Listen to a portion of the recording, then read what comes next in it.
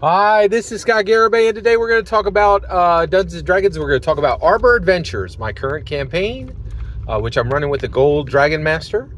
And at this point, Dolos and Erosarn have arrived at Mount Hote now, and they have an entire dragon horde, right?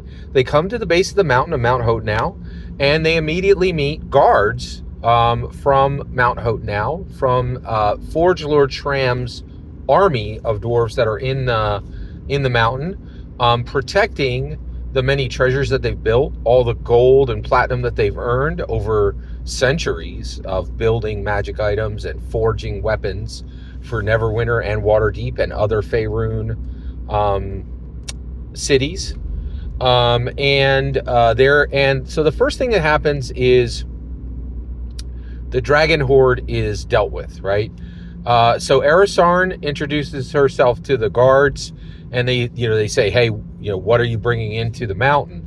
And she explains the dragon horde, and they say, "Oh, well, you're from Enclave Galena. You're a noble. Do you want to bring the horde into the mountain? This is a lot of treasure, or do you want us to take it somewhere, right? Do you want it sent back home to Galena?" And she looks at Dolos, and Dolos is like Neverwinter at Jesp. So Dolos is he is specifically allied with this Garnet, the Garnet merchant from Neverwinter, and he has a manse, and he already has his own wealth, and he can certainly secure more. So they have the dragon horde, all of it, all the gold, everything, except for a few magic items that are on each of them, sent back to Neverwinter. So the Dragon's Horde is sent back to Neverwinter with a dispatchment of 20 Mount Hote now dwarven sentinels, right, to protect it, right? And it is also recognized as the treasures of Dolos, Erosarn, Farrowin, and Grax. And also Parak is mentioned, but actually doesn't have a claim. But Parak is already being chronicled as a dragon slayer and having lost her life as a dragon slayer, right? So the Dragon's Horde is sent back to Neverwinter, okay?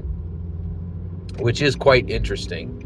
And at that point, the next thing that happens is so Erosarn comes in, and she officially meets with Forge Lord Schramm, and this happens in the depths of the mountain, near the forges, right? And there's they're actually literally forging magical items. There's like steel embers flying all over, and Erosarn introduces herself as the third daughter of the noble house of Galena, from Enclave, as the third daughter of the Enclave of Galena, right?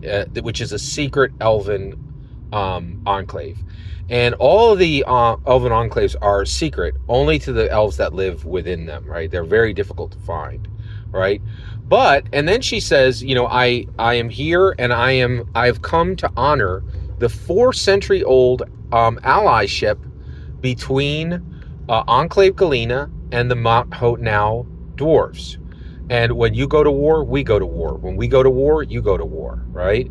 And I am here for my father, to represent Enclave Galena. And the first thing we're going to give you is 10,000 gold. So she takes out this flask, and she says, please bring over a large bowl. So they bring over this like cold iron bowl, and they set it down, and Galena pours out this glowing liquid, which looks exactly like the liquid that was in the Green Dragon's lair. Now, it's not from there. This is portal water, right? So she pours it in the bowl, and then from Galena's side, they literally pour through 10,000 gold coins, right? So it just overflows out of the bowl, and they send through 3 of their greatest swords, of the greatest magical swords from their side, right?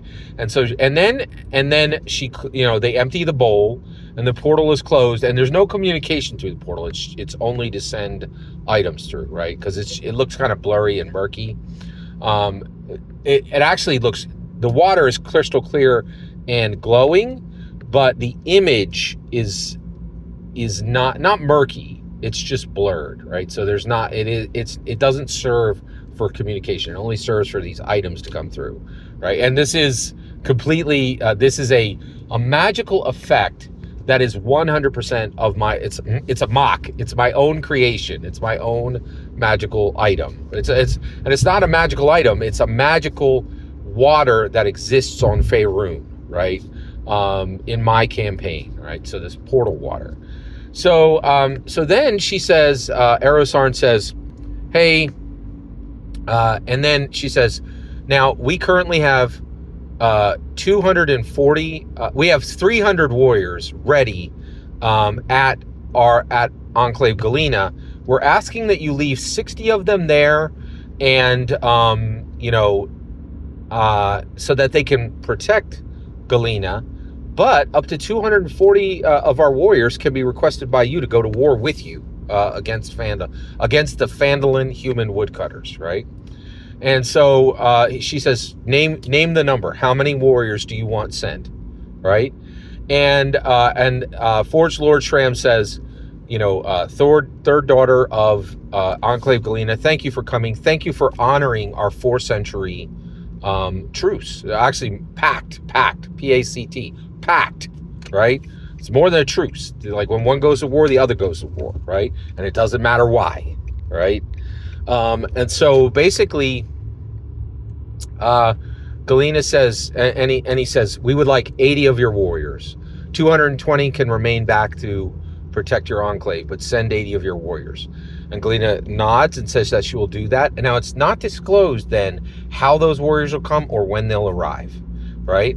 And then, but then Forge Lord Schramm says, we're preparing for war right now. Come on into the war room. So they go into a war room and they have a glowing table, just like on House of the Dragon. And he explains to, Forge Lord Schramm, and by the way, Grax and Farrowyn and and Oe are all they're all given quarters within their own space within the mountain, but they're not invited to these talks. Whereas Dolos is, right? Actually, third daughter of Enclave Galena, Erosarn, is invited. And at this point, Dolos is very smart. He is assumed to be her guard. He's not, but he doesn't correct their assumption, right? And so he's included. He's so he's actually included in the, which I thought was very smart on the part of, I'm really impressed with this Gold Dragon Master.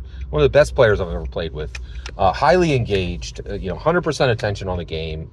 It's really, he is a phenomenal player. I'm incredibly blessed. He truly deserves the name Dragon Master. He's far more than a player. And so what was really interesting, so at this point, I get to the point where, we get to the point where, and Erosarn starts talking, and so Forge Lord Schramm brings Erosarn into the war room and says, hey, let's talk it through. This is my plan to attack Phandalin. Now, Erosarn had arrived and said, hey, we're going to fully fulfill our pact. We're going to war because you're at war, right? Here's 10,000 gold. Here's 3 magical swords. And you have put in your order. Your order is received for 80 Enclave Galena warriors, elven warriors, right? And then at this point she says, hey, I just, we're planning the siege of Phandalin. But here's the question. Why are you doing this? Absolutely none of the dwarves at Phandalin are Mount Hotenau dwarves. And so Forge Lord Schramm says, well, Stone Lord Thera is my daughter. And she's like, yeah, you're exactly right. Stone Lord Thera, not Forge Lord. Stone Lord Thera is down there, and she took the name Stone Lord, and she's leading Phandalin Dwarven Miners because every dwarf there is not part of the Mountain Hotenau Mountain Dwarves, right? Like, dwarven miners. They're independent fully. She claimed independence from you, and every dwarf there has no allegiance to you as Forge Lord Schramm. Correct? And he says, yes, that's correct. But I'm going because we are offended by the death of those 54 dwarven miners who were drowned by the human Phandalin woodcutters. And she's like, but this really isn't your war, right? And he says, because my daughter's there, I'm making it my war.